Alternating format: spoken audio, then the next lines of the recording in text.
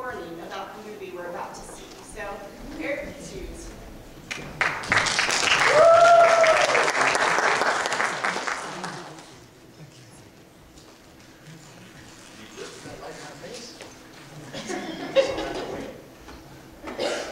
I was sent here to issue you a warning about the movie you're about to see tonight.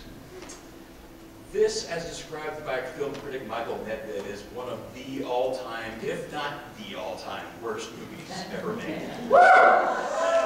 At no point during the watching of this film will you see acting of a high caliber.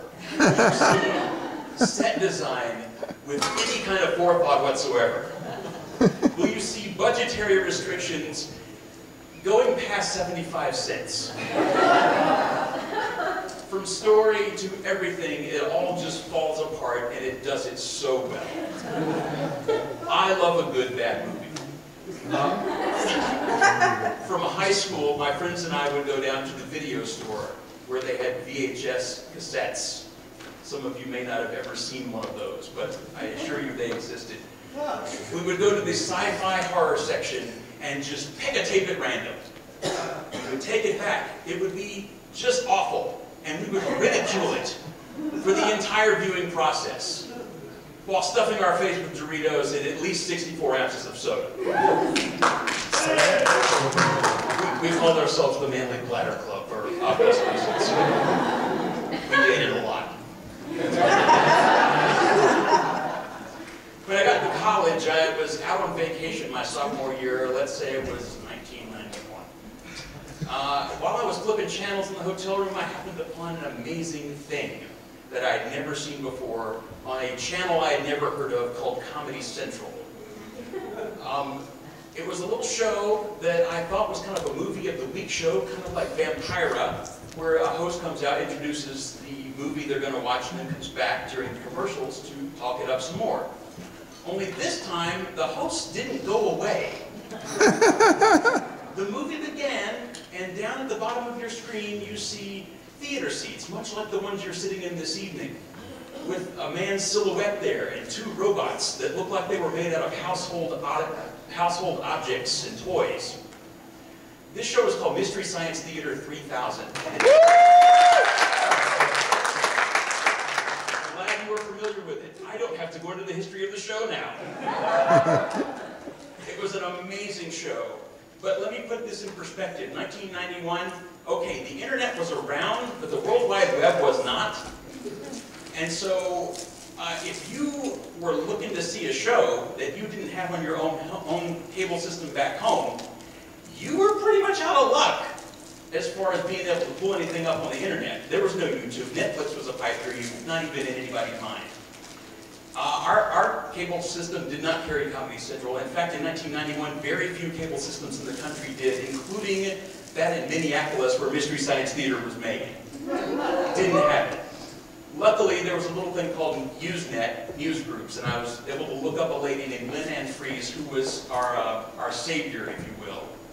She was such a fan of Mystery Science Theater, she had every episode up through season 3 at that point on tape, and was willing to copy 3 episodes per tape for the mere price of $6. I bought a season and a half in one fell swoop. I then became the crack dealer around Starkville, Mississippi, where I lived, doling these out. Nobody else had access to it. We would have weekend parties, and they would all come over to my place, or we would meet somewhere else, eat lots of pizza, Doritos, and 64 ounces of soda, and watch Mystery Science Theater 3000. As new episodes came out, I would order more tapes. Gradually, those tapes began vanishing as I would loan them, and those people would loan them, and those people would loan them, and I now maybe have 8 to my name. But it was an amazing thing. It changed us. Those of us who began watching this on a regular basis, our senses of humor began warping to meet that of the show, where these guys would make references that we had no reference point for. They were from these guys' childhoods, and they were at least 15 years older than we were. And so we would have to often do research in order to find out why what we were watching was funny. It was an education, if you will. And so this went on for quite some time. The show ran for about 10 years, a couple of different networks, some cast changes, And eventually it ended on the Sci-Fi Channel in 1999. Very sad day for us all. Not too long after that, a couple of years in fact, some of the guys from Mystery Science Theater 3000, the one who played Tom Servo, whose name is Kevin Murphy, and the guy who played Mike Nelson, who replaced Joel, the original host, were appearing at Dragon Con. I don't know if anybody have ever been to Dragon Con in Atlanta. Those of you in costume tonight, you fit right in. There's more leather there than in most herds of cattle. They were appearing in a panel discussion, and they talked about, being on Mystery Science Theater 3000, creation of it and all, what their current projects were. Then they opened up the floor for questions. Well, me and my friends, who had all gathered on a weekly basis, issuing day, in order to watch their program, were all lined up in the second row. And I got to be first at the mic, to stand up there and talk to my heroes, and tell them what their show meant to us. Not only us, they're on the second row, but the whole room. And like angels in a choir, only with clapping instead of choir singing.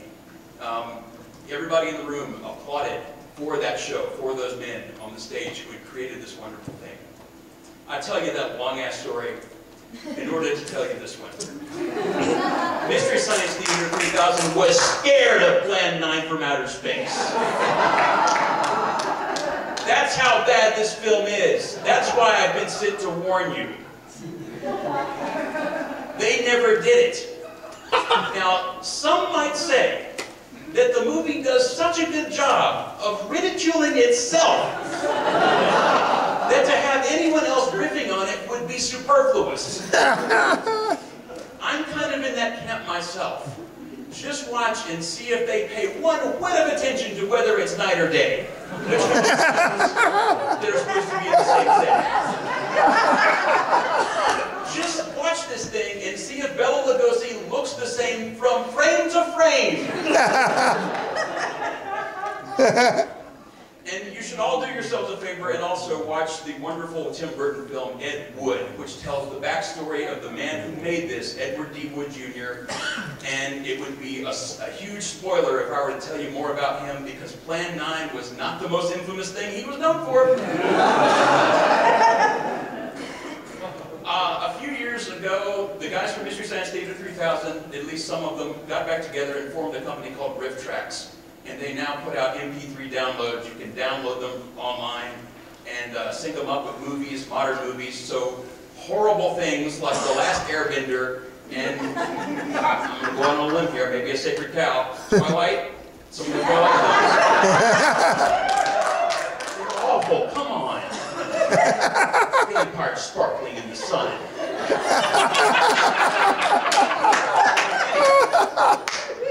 They now ridicule modern films in addition to true classics. And back in 2009, they got together for a live show, broadcast around the country, simulcast based in Nashville, and finally did Plan 9 from outer space. And from what I understand, we have a copy of their Riff Tracks version of Plan 9 from outer space that I believe is going to be given to the winner of the costume contest this evening. And so, good luck to you. But for those of you, the rest of you, you'll watch this. You have been warned. You will make up your own riffs in your head as it goes. You will not be able to resist it. And then I invite you to go and check Mystery Science Theater out and Riff Tracks, much of which is available on Netflix, and see for yourself if your snappy, snarky comments match up with those of professionals. And now we will turn things over to the costume contest. I kind of came in costume, but it was as a guy in a black suit who clearly owns a big, white, fluffy dog. Thank you very much.